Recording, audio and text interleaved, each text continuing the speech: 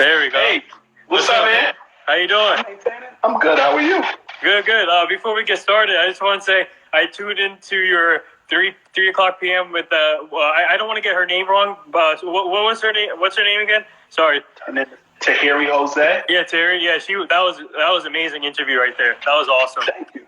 Thank you, man. I appreciate that. Yeah, she does a great job as always, and that's awesome. And I'm glad to be joined tonight by the one and only Brandon Scoop Robinson. You can follow him on Twitter, Instagram, on LinkedIn, everywhere. He has his own podcast called The Scoop.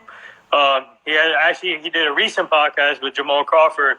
That's where we're going to begin. So, Brandon, if you don't mind telling the people, how was that recent podcast with Jamal Crawford, and how's he doing, and what is he trying to do? Is he trying to come back to the NBA? Jamal's good. We talk often. I think the biggest thing for him is, right fit. You take a look around the league. Some executives have said different things. Some feel he's too old. Some feel that he's, that he may not be fit. Are you looking for a guy who's a vet at 40 years old who, can fill like a big brother mentor role? Or are you looking in a situation where you're looking for a guy to be an instant scorer? I speak with Anthony Davis throughout the course of the season, and one of the things that he said, quite frequently, is, that Jamal is instant offense. So you look at teams in the league, that are looking for a veteran presence such as Jamal. The Lakers have that, and Jared Dudley and Danny Green, and they just added Dion Waiters, and then on the flip side you look at the Clippers. That'd be another fit, but they have somebody in Lou Williams who fills a similar role. There are differences in their game, and then the other likely suspects would be the Philadelphia 76ers, who could use them. You got Furkan Korkmaz, who could use a Crawford next to him, or you look at the Sixers before the hiatus with the NBA. Ben Simmons was out for some period of time, so I'm told that the Milwaukee Bucks and the Toronto Raptors have had expressed interest at points during the season, but it seems to be no dice at this point. But so before we go any further, I always ask all my guests how you doing and how your family's doing during this tough situation. They're doing good. Family is good.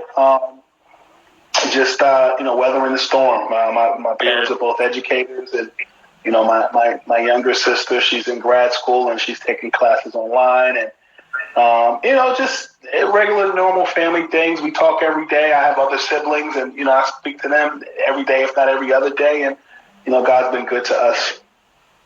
That's good. So I see you wearing your Knicks jacket, and I'm a big New York Knicks fan here.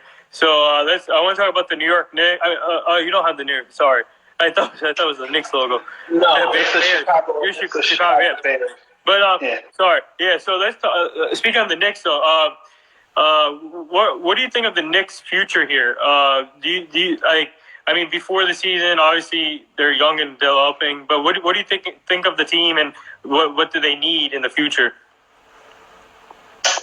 I think the good thing that they have on their side is salary cap space. And I think that they did not get Kyrie Irving and Kevin Durant this past offseason, but they still got some fillers in that regard.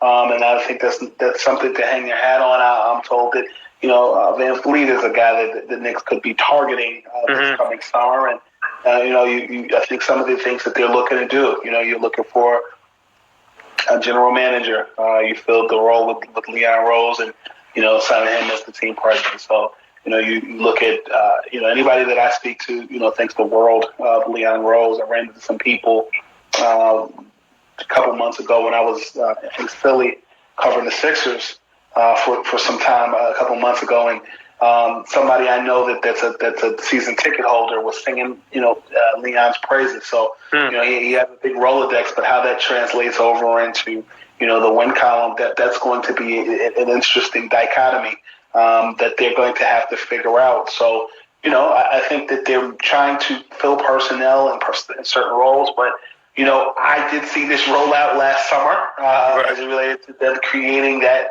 that blast that, it was convincing fans that, they were going to get who they were going to get. So, I have a wait-and-see approach with it, and, we'll see what happens. They also got to, decide if they're going to keep Mike Miller or they're going to, look elsewhere with another coach. Tom Thibodeau is the popular pick there. And, I think, Elton Brand is a guy that, they have interest in, or it's been expressed that they have had interest in. Elton is a guy that, is nestled in Philadelphia right now, and, a guy that is from Peekskill and, has ties to New York City. But, I think, honestly, the Knicks are in a situation where they're rebuilding, and I genuinely give them in their rebuild about 2 to 3 years to at least put some type of product on the floor that fans will feel comfortable with. Yeah, so I see you're you're from Chicago and you're all Chicago sports. So, well, I'm not from Chicago. I have ties to Chicago. My stepfather's from Chicago. Oh, okay. I split time growing up between New Jersey and New York City. Oh, okay. But, I definitely have ties to Chicago and, relationships with Chicago. I'm global. I move all around now. Okay, so speaking of Chicago, the Bulls, they're a young up-and-coming team also, and they have a lot of good young talent with the Wendell Carter Jr. and the point guard. So what do you think of the Bulls' future? I think Zach LaVine is somebody. Zach LaVine, yeah. Yeah, I spoke to Zach. I was with Zach a few months ago. Mm-hmm. And we talked at length just about the season at large. And, he felt overlooked, particularly when it came down to, the All-Star break. And, I think, the fact that he didn't get picked, that definitely motivated him. And, to go on a tear right before the All-Star break and afterwards. I mean, this is a guy that's putting up, 20 to 30 points a game sometimes. And, but the issue that's been the Chicago Bulls is Achilles' heels. Throughout the course since the beginning of the season is their issue with who their second their complementary guy is.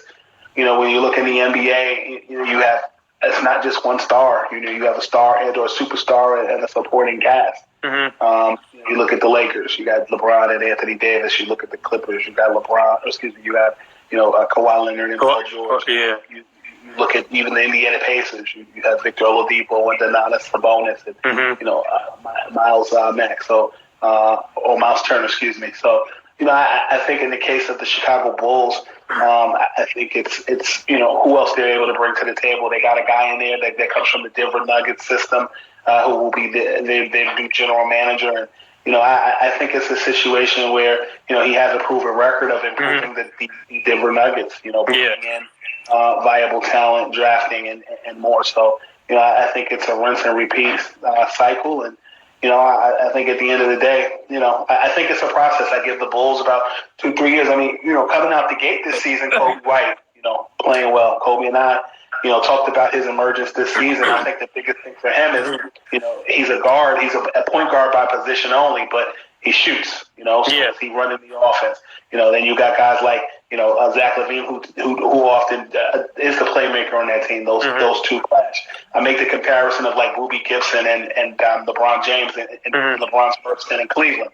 It's like you got to kind of find that way to balance it out. So it's going to be interesting to see what the Bulls do moving forward, though. Interesting.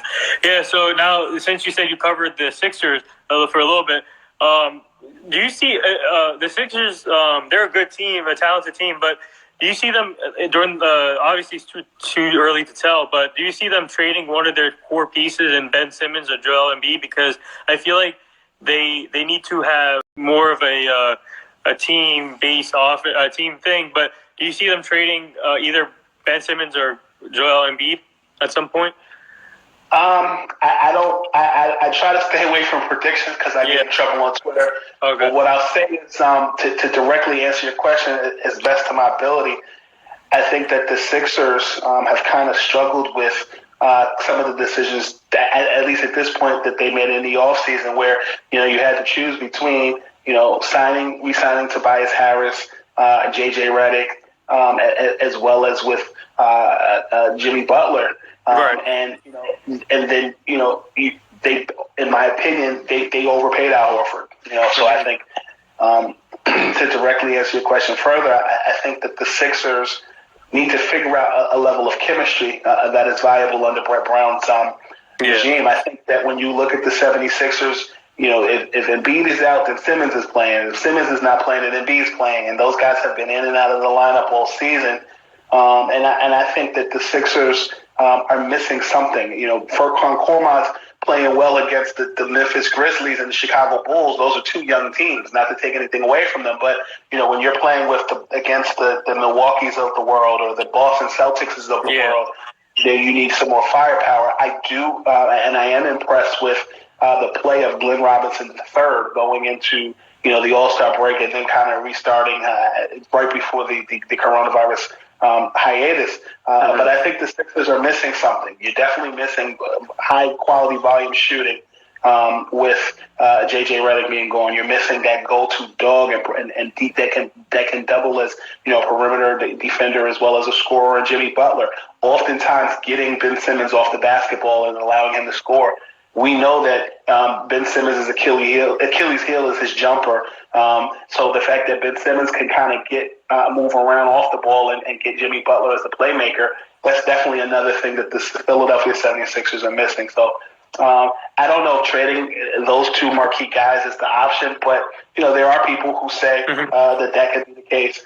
Somebody just commented Jamal Crawford or J.J. Redick is someone that they need as a shooter. Jamal is available, but there are some questions in whether or not they want him on because there are questions about defense. There's questions about things of that sort. So it's going to be interesting to see what they do. Right. So if we do have a season again with the playoffs, who is your who do you think can compete in the finals in the Eastern Conference or the Western Conference? So if we do have the playoffs, who do you think comes out of the Eastern and the Western Conference? Well, that's the beauty of kind of this season more as opposed to maybe a couple of seasons before, right? You got a situation where everybody believes that in the Western Conference, the Clippers and the Lakers are just a shoe-in. But a lot of teams have gotten rest in the Western Conference and the Eastern Conference. So, you look at the Lakers, Anthony Davis and LeBron James have a lot of, have a lot of firepower, but they also have a great supporting cast, as do the Clippers. Defensively, I'm more impressed with the Clippers than I am the Los Angeles Lakers. But chemistry-wise, I'm more impressed with the Lakers, and I think that counts for something in the playoffs. The advantage that the Clippers have, however, is the fact that team, minus Kawhi Leonard and Paul George, have had a rapport going back to last season where they went toe-to-toe with the Golden State Warriors. But I also think when you look at the NBA's Western Conference, there are some dark horses. You look at the Houston Rockets, who are competitive.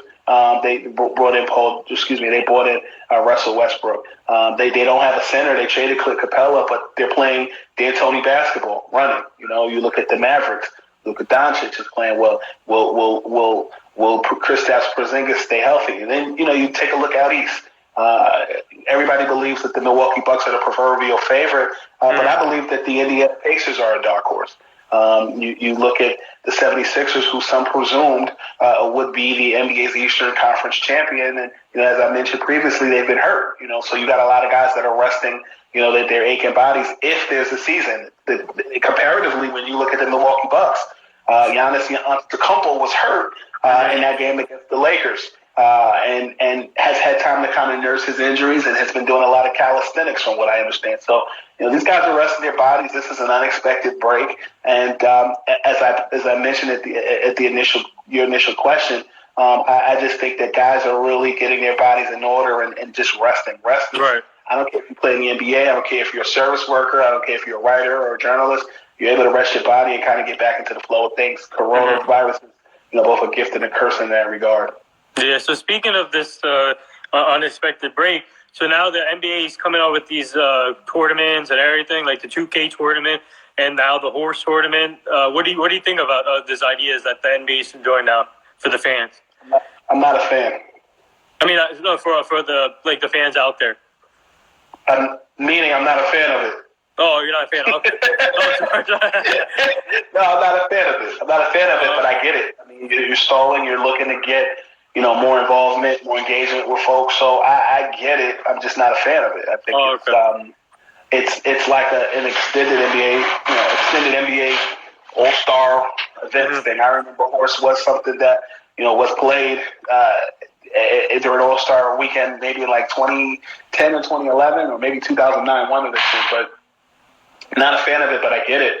You need some type of buffer or filler. Everybody doesn't want to watch, the 94 finals, 95 finals, 2006 finals. Like, you want to see live action. So I mean, I get it. People I talk to, say the same things. Like, right. It's what do you want them to do? They can't play basketball, and I think that kind of it segues into what's going to be the end result. Listen, you got to have some type of events. If this season does resume, you're going to see guys kind of in that same vein playing games in arenas with no fans, and we're going to be able to zoom in or watch it on TV. So, I just think it's interesting. Like I said, I'm not a fan of it, but I get it. Right. Okay. Yeah, so I talked to Rashad Phillips a couple of days ago, and I interviewed him. I asked him this question too.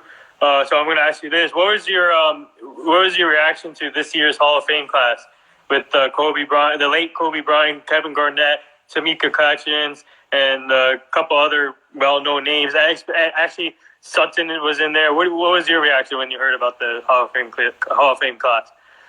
And don't forget the great Rudy Tomjanovich. Oh, yeah. I think that I liked it. It would have been nice to see. It would have been nice to see Kobe alive to get it done, but that didn't happen. Kevin Garnett. Sorry about that. Kevin Garnett, very deserving of the induction, and I think that it went out the way it's supposed to go out. Tim Duncan, another Tim Duncan. You look at Tamika Catchings, did her thing in the WNBA as a member of the Indiana Fever, so in transitioning well into the corporate side of the WNBA and the NBA as well. So definitely applaud those inductees, and excited to see the induction ceremonies later in the late summer, early fall. Yeah, so speaking of the late Kobe Bryant, what a tough situation that was for all of us. I just want to get your take on like his legacy and the way he was as a person, and what he meant to the NBA and all the other players that was watching him play. And he's a family person, obviously. And I just wanted to get your take on his legacy. What do you have seen from afar? Well, I mean, far and close. I knew Kobe, and I know his dad, and I know his in-laws, and I have a great respect for the Bryant family, and I have a great respect for Kobe's never say never, never quit attitude. You talk to people throughout the league, and one of the things that I've heard consistently is, they feel like he wasn't as naturally skilled as Jordan, but he worked harder than Jordan in a lot of aspects.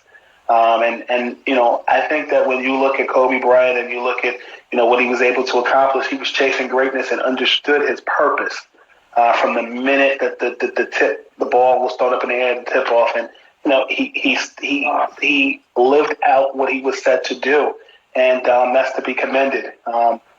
Kobe, I've gotten a chance to be around him throughout my reporting career, and I actually went to college literally down the street from Lower Merion High School in Pennsylvania, right outside of West Philadelphia.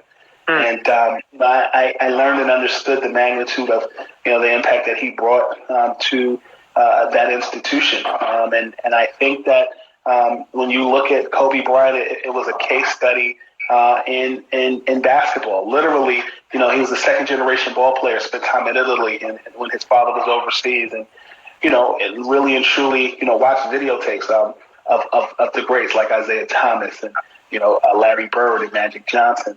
I spent some time with Kobe's father in Dallas, Texas, some years ago at a basketball exposure camp. Our hotel rooms were literally right across the hall from each other. Mm-hmm. And I often just sat with him and learned things. I feel like I learned a lot about Kobe through his dad as it related to just some of the challenges that he had. And one of the things that the two of them had in common was they both were coached by Del Harris. When his dad was in Houston with the Rockets and when Kobe was a Laker early in his career, and just, how their temperaments were very similar. And during that time at the basketball exposure program, I was able to really and truly learn about how great a footwork that Kobe's dad had. Watched it. And so when I see Kobe and his footwork, it makes total sense. I have a great respect for Kobe. I'm sad that he's gone, but his legacy will not be forgotten. Yeah, he was one of my role models growing up too, and he's going to be missed. So what was your take on? I heard there is a what's it called? Some false report. I just want to get this out of the way, but I saw this Colin Kaepernick false report. I don't who brought that out. So like Colin Kaepernick signed with the team. And it was some sort of fan site that posed that said they were SportsCenter, but there was no verification badge on it, and basically said that Kaepernick was which was on a 1 year $9 million deal, which was false. Everybody's home right now and on the internet, so people want to get their clicks. So it was a tweet that ended up getting aggregated, and a few verified sites retweeted it, and here we are. So I wrote something on it today on seniorwriterheavy.com. You can check out that article. Yeah. But people are playing pranks right now. So I also, for your podcast, I've seen your recent podcast with the great Isaiah Thomas, and his daughter's going through a lot right now, Lauren Thomas. So I want to wish her a speedy recovery from that coronavirus thing. But I want to. That was a great podcast, by the way. So what was that? What was that like? Talking to Isaiah Thomas and with the family and all. Well, I've known Isaiah for years. He's from the west side of Chicago, like my stepdad is, and they grew up, minutes from each other. So, anytime, Isaiah and I get a chance to talk and, spend some time talking, it's always a pleasure. But, he reached out to me and, shared the information about what was going on. And, rather than just talking to him on the line, I said, hey, why don't we, get his daughter and, his son on the line. So basically, for those who are paying attention or were watching this live, essentially, Isaiah Thomas's daughter Lauren tested positive for the coronavirus, and you see a lot of people DJing online, and Isaiah's son is a DJ, and so taking cues from DJ D-Nice, who's been doing the DJing stuff online. He's doing live DJing and using that time on live to kind of get Lauren up and running and staying active.